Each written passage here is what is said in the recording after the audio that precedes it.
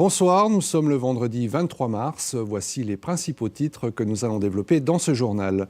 C'est le printemps et les grands travaux reprennent. La chaussée de l'autoroute A4 à hauteur de Boulay sera rénovée à partir de début avril. De grosses perturbations sont à prévoir.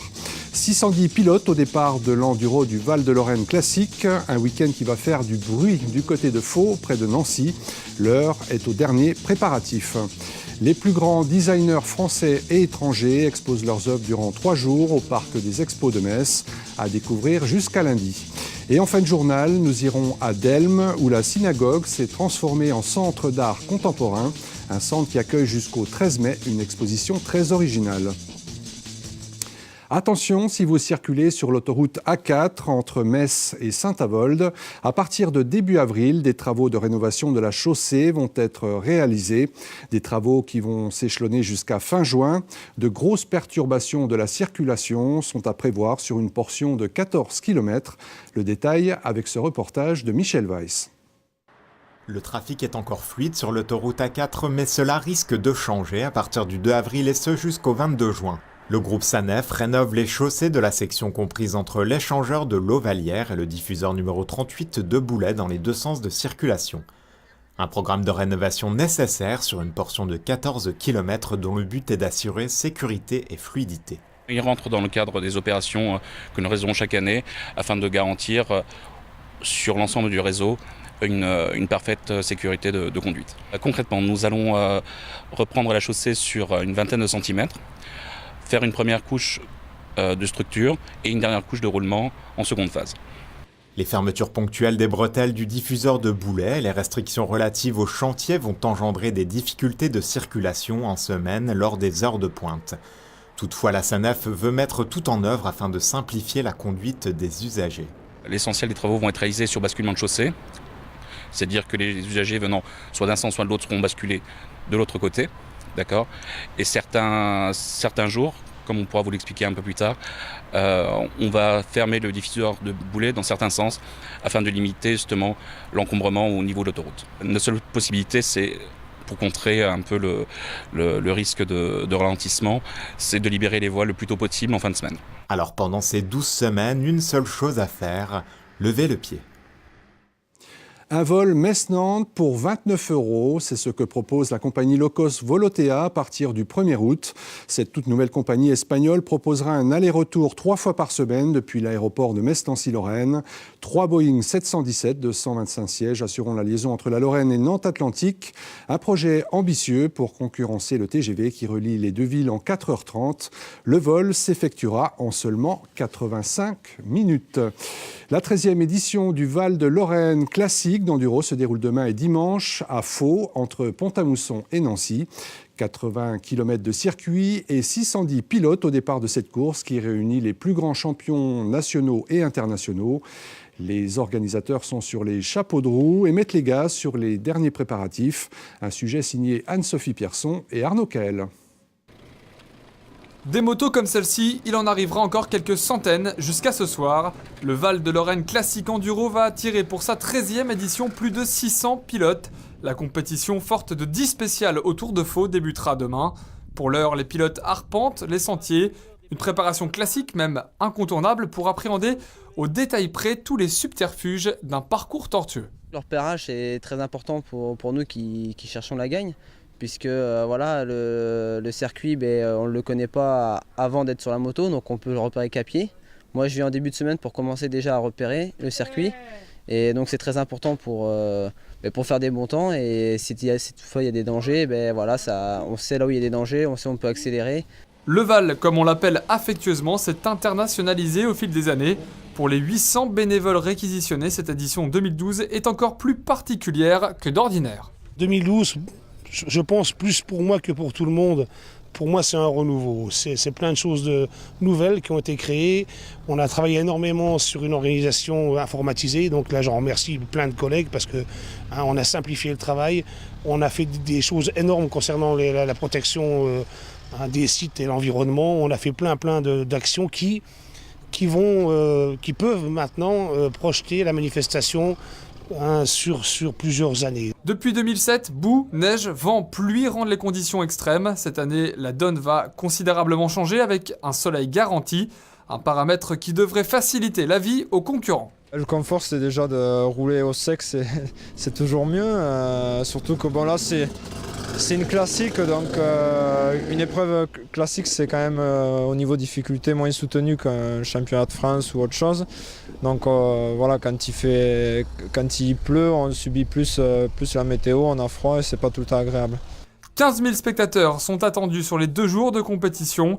Les artistes vont pouvoir s'exprimer à leur pleine mesure dès demain, à 8h précises. Le Salon du Design a ouvert ses portes aujourd'hui à Metz Expo. L'exposition accueille 65 designers français et étrangers jusqu'à lundi. Un salon regroupant produits design mais aussi art contemporain qui préfigure la semaine dédiée au design prévue en 2013. Un sujet signé Oriane Vallot. Lampadaires fluo, consoles translucides, de l'art, oui, mais aussi du fonctionnel. Metz Expo surfe sur la vague des produits design ce week-end afin de sensibiliser entreprises et grand public à ce concept de décoration. La création actuelle, ça ne se limite pas à un bel objet ou un tableau, ça va très loin. Et l'innovation actuelle aussi, il y a des gens qui sont très pointus, chercheurs, des designers excellents, et on en a en Lorraine, donc ça vaut la peine peut-être de les rencontrer et de voir ce qu'ils veulent faire. Le salon est l'occasion d'engager des rencontres entre designers et entrepreneurs, mais aussi de définir ce concept si particulier du design.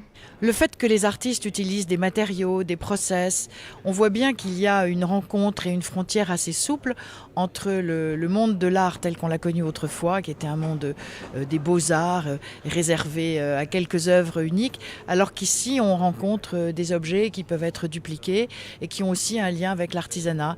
Disons que c'est un peu français, ça mêle un peu le design avec différents univers. Certaines œuvres sont à mi-chemin entre l'art ultramoderne et le mobilier classique, un concept qui relève d'une exigence du monde actuel, à l'image de ce mobilier rose et vert en résine ou de ces crayons géants en verre.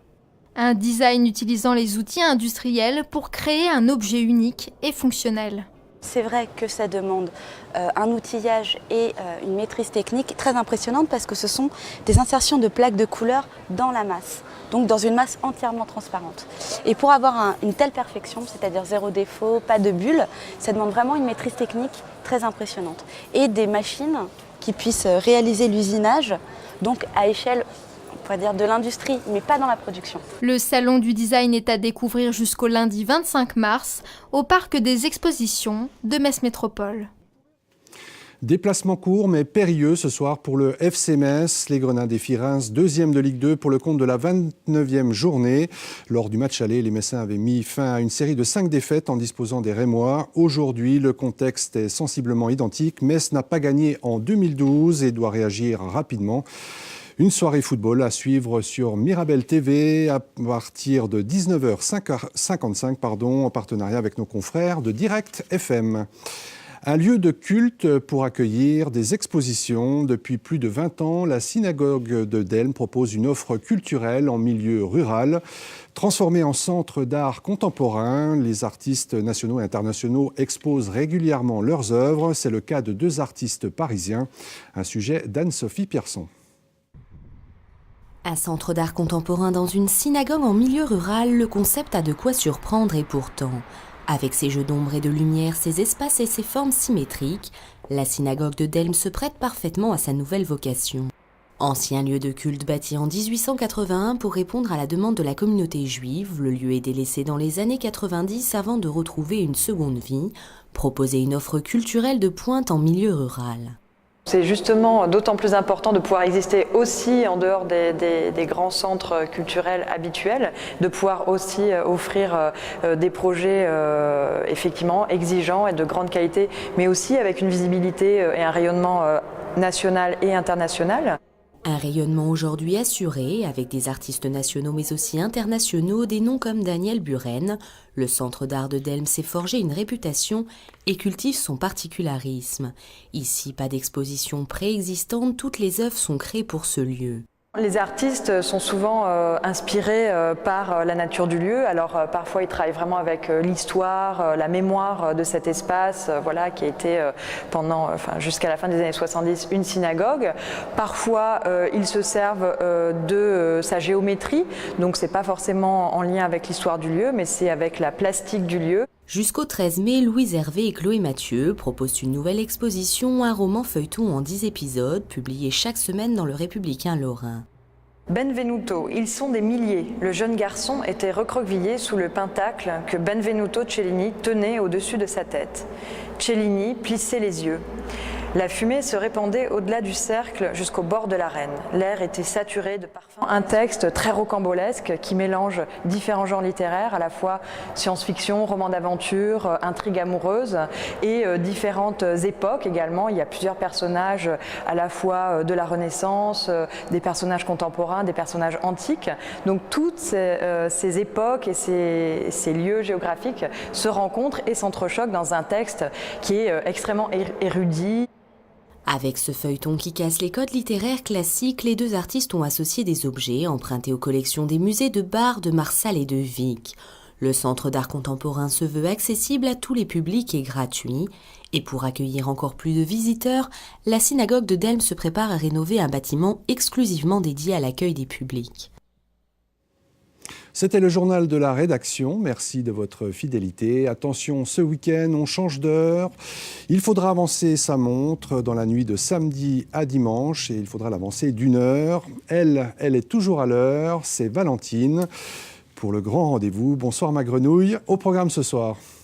Bonsoir Laurent, bonsoir à tous. Et bien ce soir on va parler sport avec Arnaud, il y aura de la magie et je vous donnerai quelques idées de sortie pour bien profiter de ce week-end. Voilà le programme, à tout de suite. Merci Valentine, bon week-end à tous et rendez-vous lundi dès 18h30.